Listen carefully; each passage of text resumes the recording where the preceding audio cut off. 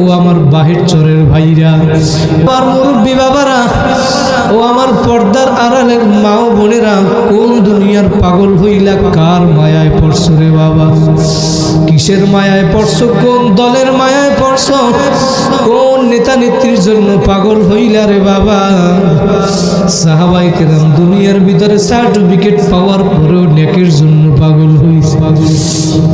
এখন ডাক দিয়ে বলে নবী উটের সব পাওয়ার জন্য সাহাবায়ে কেরাম সবাই প্রতিযোগিতা শুরু হইয়া গেল, কে উটের সব নিবে। আল্লাহ রাসূল এখন কাকে উটের সব দেবে একটু পরেশান হইয়া গেল।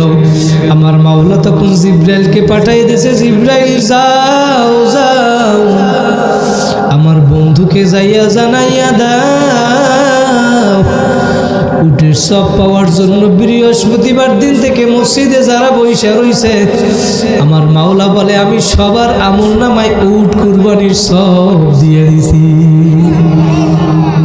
দুনিয়ার ভিতরে জান্নাতে সার্টিফিকেট পাওয়ার পরেও নেকের জন্য পাগল ছিল কি ছিল না? আমাদেরকেও নেক কাজ করা লাগবে নাকি লাগবে না?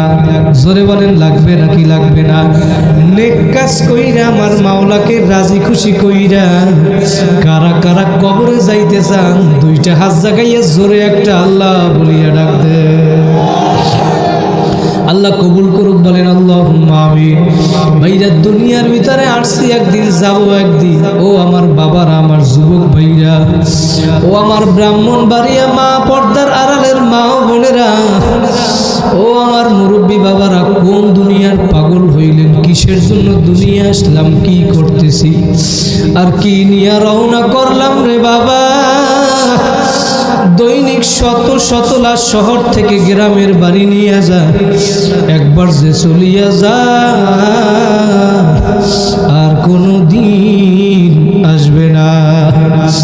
ওই মহিলাদেরকে 5 খান সাদা কাপড়ের প্যাকেট বানাইয়া, পুরুষদেরকে 3 খান সাদা কাপড়ের প্যাকেট বানাইয়া ওই জঙ্গলের ভিতরে কবরের ভিতরে নিয়ে ফালাইয়া রাখবে।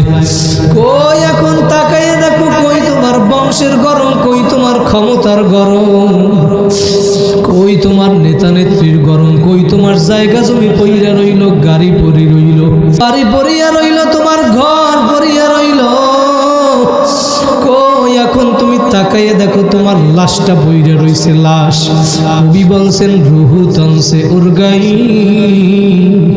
মুর্দা কি হালাত কিয়া হুই। তোমার রুহু বের হইয়া যাবে। কই এখন তাকাইয়া দেখো, তোমার লাশটা পইরা রইছে। ঠিকই না? লাশটা পইরা রইছে, লাশটা ঘরে